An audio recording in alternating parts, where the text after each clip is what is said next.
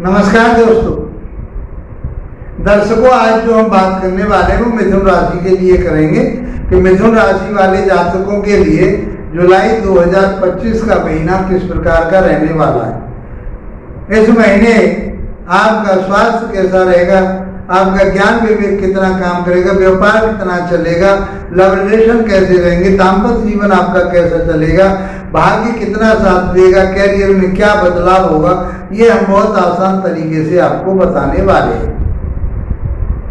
मित्रों, आप पहली बार हमारे चैनल पर आए हैं और वीडियो आपको लाभप्रद लगता है तो इसको सब्सक्राइब करके अवश्य जाइए।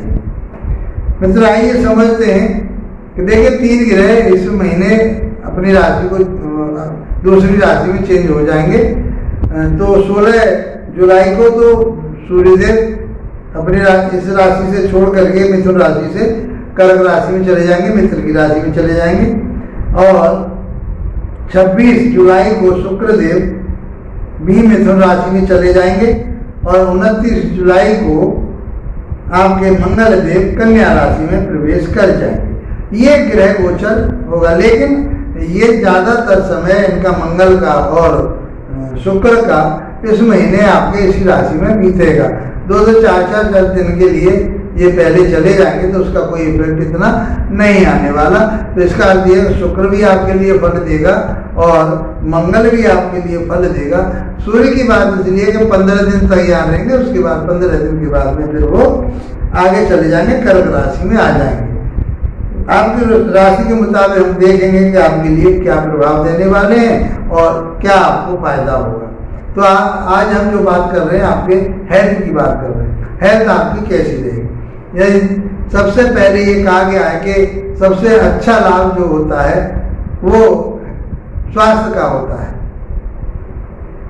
तो आपका स्वास्थ्य कैसा रहेगा उसकी चर्चा करें। तो वहाँ सूर्यदेव बैठे, गुरुदेव बैठे, तो स्वास्थ्य की चिंता करने की जरूरत नहीं है। सूर्यदेव जो है तीसरे घर के मालिक हैं और गुरुदेव आपके 7वें और 10वें भाव के मालिक हैं। तो आपके लगन भाव में बैठे, राशि पर बैठे हैं, तो गुरुदेव आपका बेड़ा पार करने वाले हैं। क्योंकि पारस्परिक सिद्धांत में कहा है कि गुरुदेव लगन में आ जाए तो आप अपने माता पिता के लिए बहुत लकी साबित होंगे। और जिन बच्चों का इस महीने जन्म हुआ है उनके लिए तो ये बहुत अच्छा समय रहेगा। वो भी मिथुन राशि के समय में यदि जन्म हुआ है तो वो बच्चे अपने माँ बाप के बहुत आज्ञाकारी रहेंगे, विद्वान रहेंगे और विद्या अध्ययन करने में उनकी रुचि रहेगी और अच्छी डिग्रियां प्राप्त कर पाएंगे। अब हम आपके स्वास्थ्य की बात कर रहे हैं तो आपका स्वास्थ्य बढ़िया रहेगा, उन्नतशील रहेगा, क्योंकि आपके बुध देव भी राशि के जो स्वामी है वो 2nd भाव में, तो धन भी अर्जित करेंगे, इकट्ठा भी कर पाएंगे, घर परिवार में आपके में बढ़ोतरी होगी, वाणी आपकी बहुत मधुर रहेगी।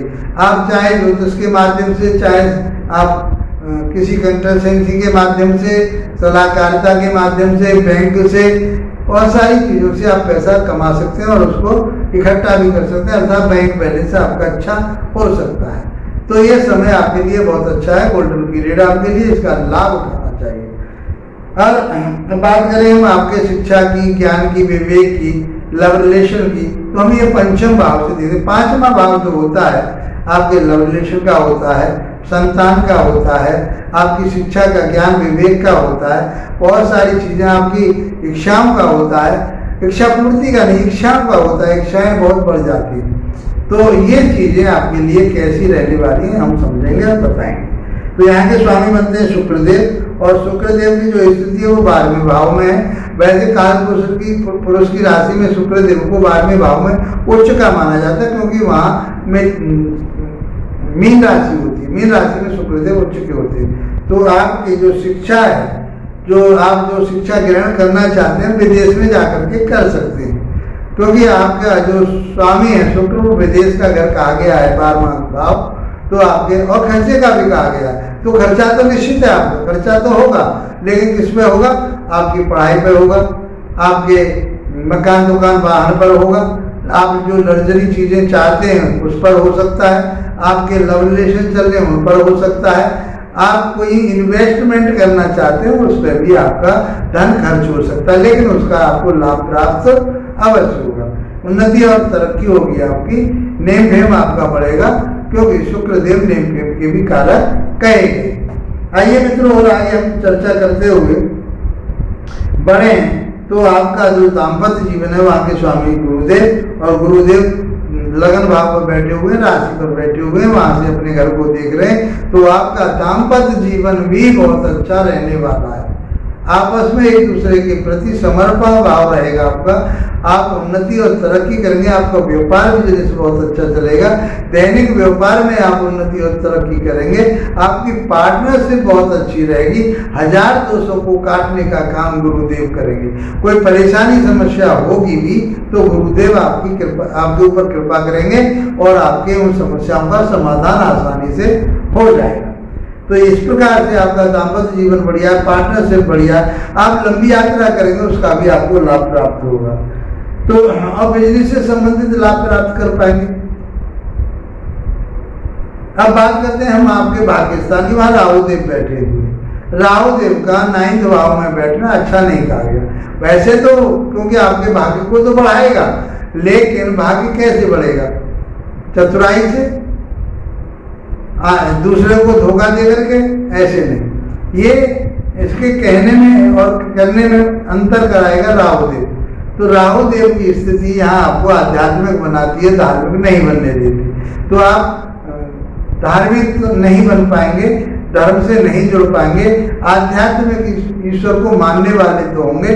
तो अब आप समझिए कि आपको किस तरह से मार्ग चुनना है, कैसे आगे आपको बढ़ना है।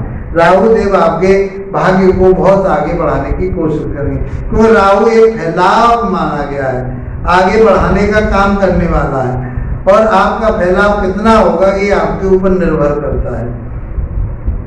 मित्रों, हम बात करें आपके कैरियर की, तो कैरियर भाव में शनिदेव बैठे हुए हैं। शनिदेव कहाँ के मालिक हैं?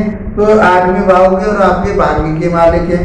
और यहाँ शनिदेव को मिथुन राशि वाले या मिथुन लगन वाले लोगों के लिए अच्छा माना गया, बुरा नहीं माना गया, क्योंकि 8वें भाव के वो कारक होते हैं। तो आपके लिए और कहाँ बैठे हुए हैं? आपके कर्म क्षेत्र में बैठे हुए हैं। कैरियर भाव, तो कैरियर तो आपका बढ़ेगा, भाग्य के स्वामी कैरियर भाव में बैठ जाए तो कोण के स्वामी जब भी कैरियर भाव में 10वें भाव में जाते हैं तो आपके व्यापार की, बिजनेस की, नौकरी की, आपकी वो इच्छाएं पूरी होती हैं, आपकी उन्नति और तरक्की होती है। तो शनिदेव आप देंगे अवश्य, चाहे धीरे ही दें लेकिन देंगे अवश्य, इस बात का आपको ध्यान रखना है। मैं समझता हूँ कि ये महीना मिथुन राशि वाले जातकों के लिए बहुत अच्छा रहने वाला है। इसके बावजूद भी आपके जीवन में कोई परेशानी आ रही है, दिक्कत आ रही है, तो आपको क्या करना है? तो आपके लिए भगवान गणेश जी की आराधना करनी है। ये मानिए कि आपको भगवान शंकर जी की आराधना करनी है, तो आपके लिए बहुत अच्छा लाभ प्राप्त होगा। मित्रों, इसी के साथ आप लोगों का धन्यवाद, नमस्कार।